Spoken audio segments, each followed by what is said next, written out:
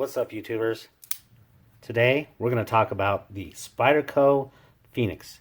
This is a sprint run tribute to the original Howard Viele Phoenix model from, I don't know, 11 or so years ago. Some time ago. I did watch a handful of videos on the original, so I'm not going to necessarily go through, this is going to be a different kind of a review. This is really going to be is this knife worth my money? And we are going to cover some of the pros and the cons of it, though. But this is, in fact, a sprint run tribute. We don't know how many model or how many they're going to actually make at Spyderco, but there are actually a good handful of these still out and available out there. These were just recently released by most of the vendors out there.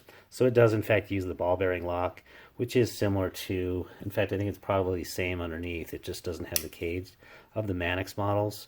And so you have, in this particular case, you'll notice you have a cage ball bearing there, whereas this one actually exposes the ball bearing, and as the blade locks up there with a dent in the tang, you have to then pinch the ball bearing directly in there. So that's kind of one of the negatives, and we'll talk about that in a little bit. But this particular knife weighed in at 4.1 ounces, just missing out on that sweet spot of 2 ounces per inch of usable blade. It prices in at a whooping $315. Ooh, yeah, VG10 steel, 3-inch blade, 2.5-inch usable. So we're going to actually jump right into that right now, because honestly, you probably already like this knife, or you might already own it, and you just want to see somebody else's perspective on it, or you're deciding if you do want this. This is, in fact, does have a titanium frame. So the slabs, I should say, that form the frame, are made of titanium. So those are not steel. But this, the backspacer here is, in fact, and this is actually an integral backspacer that holds that entire cage system in there. So that's steel there. We have the titanium. It is VG10 steel. It has the trademark 3-hole design of Bob Viele. And does use the cage there for the ball bearing, and like I said, the fit and finish were actually great. I think part of the cost of this is not only is it just going to be a limited run. It's a very unique knife, has a lot of strange complexities to it. I think this backspacer specifically. Let's talk about that. In the open position, you can kind of see that it's one, I think, one solid piece, that backspacer. And then it goes here, and so it's finished on the back side, and then inside there you'll notice that there's basically down in there there's that kind of like a C-shaped cutout that makes for the space for this particular one. So that's one of the things I think definitely makes it more complex. But then the other side of me says, well, wait a minute, VG10 and Teflon washers. This does have Teflon washers, and I believe the reason for that is because they're actually exposed right there. And, if you were to get a brass washer with a small bend in it, that might be a problem, obviously, to the mechanism of it. It did run smooth, nevertheless, because, in spite of that. It is a unique design, of course. Just looking at this and how it had to be milled and so forth, a lot of uniqueness. But the fit and finish, I will say, are absolutely excellent. The way the G10, this has red G10 on the outside. I think the original was either white G10 or it might have been micarta.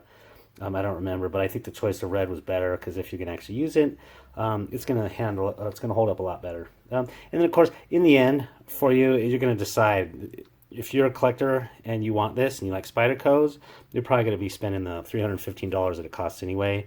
And if you're not, you're looking for a user, this would not be a recommendable knife, just because I can think of the materials and everything else that's not going to be the best for you. So that being said, we're going to go ahead and jump into some of the pros and the cons of this.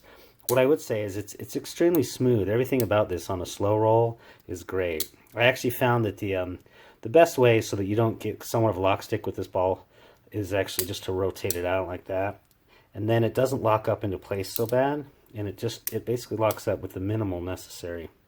However, when you flick it out Spyderco style, you do that a couple times, it locks in there. That ball bearing does pretty tight sometimes. Flicks out just fine as far as that goes.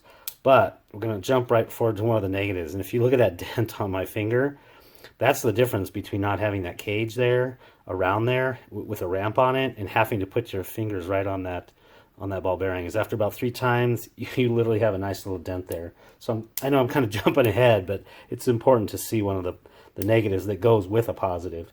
Of course, so it is partially fidgetable. Like I said, you can do the backside spider flick, not a problem. this is definitely going to be a conversational piece, not only for the history that it is, and the designer, Howard Viele, but so if you go into any room, there are not going to be a lot of people that have this particular knife, and then they're actually carrying it. It is a second chance at, a 10-plus-year-old piece of history, since they're just bringing this out for sprint. In this case, this is the kind of sprint I don't mind so much. It's not about just, I think, profit making and making it just a unique knife or a unique steel or something like that to try to just sell out, 1,200 of these models. I really do think this was in honor of the designer. And then, of course, the ergos are actually fantastic on this thing. It fits a medium-large hand just perfectly when you use that front choil up there. If you do hold back, you can get all 4 fingers on there, but that puts you so far away from the blade that it's not really usable. Honestly, this thing is principally only usable in that position.